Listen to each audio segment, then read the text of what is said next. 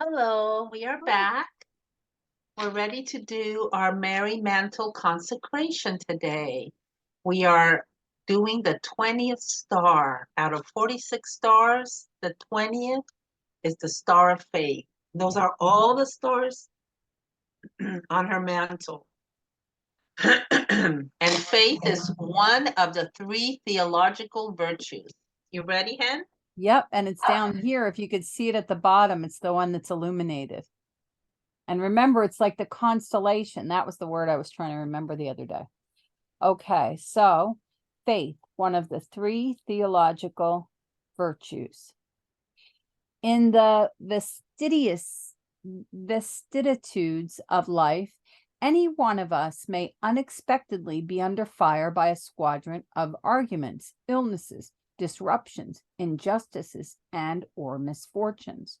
We instantly search for causes and consequences, logical explanations mixed with suspicions, and conjectures, and we attribute and distribute blame in all directions. As a result of our analysis, there arises a violent reaction within our hearts. Impulses of fury, discouragement, and revenge are quickly released. And thus continues the ancient story of the vast majority of humanity. Against this way of analyzing and responding, which sinks mankind into the kingdom of animals, there is a view that telescopes below the surface of things and sees reality through the lens of faith.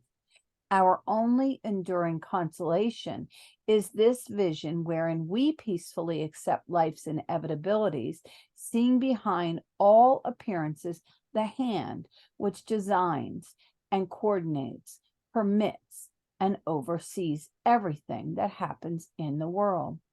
If we but catch a glimpse of the power and tenderness of the Father who allows this or that misfortune because it will bring about a greater good, then tensions calm, nerves relax, and rebellion transforms into peace. No unexpected event or painful emergency in the world can shatter the emotional and spiritual stability of those who live in the light of great faith. They are invincible. Wow, that was very real, right? Yes. How important faith is. Yeah, and it does. I think that it's something that smart leaders and politicians support faith for that reason. Because it does calm a population when something upsetting happens. I mean, look at 9/11, how, Bush got up there and said, we're going to do something about this, but people came together in love and they didn't, some people wanted to blame a whole race, and some people recognized that, yes, it was an organization, a terrorist organization and all, but we try to look at things through, trying to be good Christians, being Christ to others, as you always say, Jeanette. So I think, faith, it's the most important thing in my life. Like all of the things, the painful things and things that I learned, looking at through the eyes of faith, I see their place in my life and what they taught me. And some of my tragedies were from poor judgment. And that happens to young people. And then you pay the cost all your life, and you can look at it and be bitter, or you can look at it and see where you went wrong. And if you had been plugged into God, maybe you wouldn't have went wrong. So yeah. Today at Mass, the priest said, our children, we bring them up a certain way. We tell them to be obedient, and sometimes they just don't listen. And I just was one of those kids that, my mom wasn't real clear though with the rules, because she was a single mom and she was a very lenient parent, and you think you're being your child's friend, but you're not. I wish I would have been more, I wish she would have taught more. She taught indirectly. My mom kept we lived a very clean life. My kids lived a very clean life. I didn't allow, men around my children. I didn't allow anyone that drank or lived the wrong way. I never allowed my kids to be around that kind of stuff. And thankfully, none of my kids never smoked, never drank, never, we had our own little dramas, but, and even though we did, there was an underlying faith. And I think most people are like that. Like today, I am very overt with my faith. But when I was younger, I really, my mom didn't talk about Jesus. We just knew about him. It was more, it just wasn't as talked about. And I really regret that. And today, that's all I talk about. And maybe because it was missing in my childhood, we would only go to mass on holidays. And when my grandma would go once in a while, she'd say, grab a doily off the end table, pin it to your head. And that's what I'd wear to church, because back then you had to have something covering your head, so it'd be grab a doily off the end table and pin it to your head, and that was it. So I would go with my grandma, and it was very mysterious. I didn't get to go to CCD classes. My daughter went to all the CCD. And then my younger son. Yeah, my kids too. They call it prep now, I believe. Yeah. And my younger son, he went, but my older son, I just wasn't there, and he was the oldest. So, you make all your mistakes on the oldest. And my faith was growing, and it was really growing with Elizabeth, because, I was going through a lot of trials.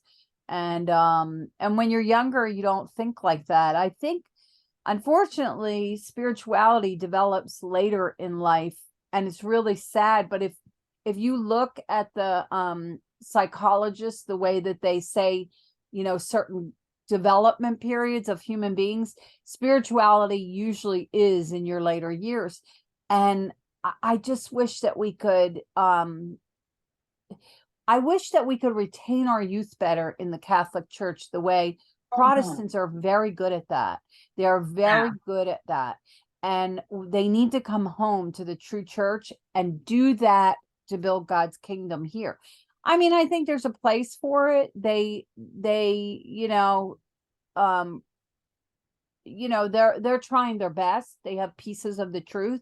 But we need them. I do believe there are lost teachers, and for faith to go on, we need the youth. And they have to find better ways of retaining young people. There are some good programs out there, like John Paul II was huge for the youth, and the youth loved him. And he came out with the program Theology of the Body. And then he had a young guy, I can't remember what his name was, and I bought it and I showed it to my daughter when she was a teenager. Don't know that it helped so much, but I think, well, they used to have those classes at prep. I remember my kids took it, I believe it was 7th grade or something. Oh, did they have it at your church? They had it at Annunciation. They did not have it at our parish. I bought it myself. My girls came home and they were like, Mom, did you know this? And I'm like, what? Tell me. So they would tell me all the stuff that they actually passed around cauliflowers. It was crazy. I'm like, wow, really? I didn't even know this stuff. Well, unfortunately, my daughter didn't get to do it, because at our parish they didn't do that. But I bought the programs and I showed them to her and my grandson. And my son, he was like I guess they were in their 30s at the time. Both of my sons. I don't, It worked for my kids. That's all I can tell you. It worked for them. They yeah. did not do anything. Well, my daughter was, she I think that she got it, but she was one of those like the cool kids kind. So I don't know how much because some things, but I wish they would have had it in the parish. I think it would have made a difference than just showing her the films from me. 'Cause kids don't want to hear something from their mom.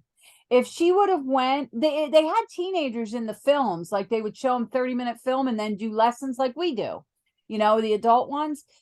But she didn't see other students reacting to it in real life. She saw it on the film in there. Yeah, and she didn't get to ask questions because in the real Right. class, people ask Yes. questions. Everybody would raise their hand and ask questions. So yeah, But South it made a Florida, difference. we didn't have the best. At least Annunciation had that for your kids. Yeah, But my parish, they did not have that. I They, remember it was Mary Martiarty that did it. yeah, that name. Yeah, I remember that. I hear that name. That's the it's person. from. Yeah, she was in charge of the I know prep that program for name. years. It was when Bishop Parks was there also. Oh, And okay. I guess I've yeah, seen that name in the bulletin. Yeah. yeah, yeah, because it's also the her brother is that guy from Morgan and Morgan. I've been to That's their her house. brother. I've been to they live in a mansion. I've been to their house for a Yeah, Christmas party with my yes. ex. I remember And once the president went over for dinner and that she was talking about that. oh, really? Yeah, Well, a let me long tell time you ago. This was a something. long time ago, guys. Their house was a mansion, and we Yeah. went there for a Christmas party with my ex, Elizabeth's father, and because he worked at UCF. But yeah, it was a crazy mansion, but it was boring, I'll be honest with you.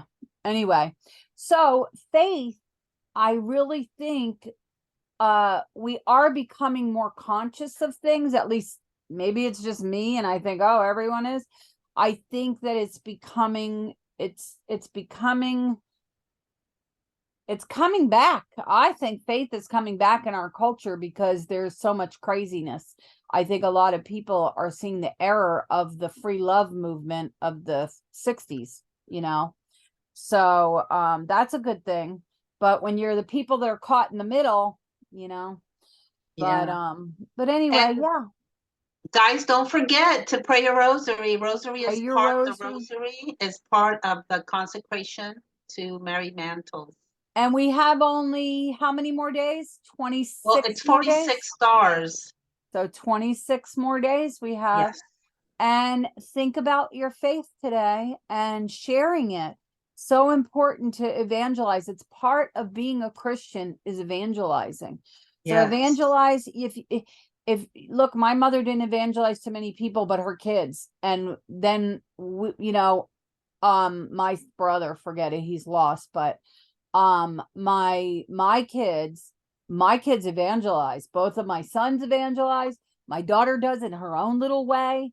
We're evangelizing her boyfriend Spencer. I got him a St. Joseph book for his birthday, and he was thank you so much. He was very thankful about it. And but yeah, you got to evangelize as a Christian. So even if you have only a tiny circle, evangelize. Tell people about your faith. Be a good Bye, witness. guys. Have a blessed day. Be a good witness. Not easy, but we got to do it.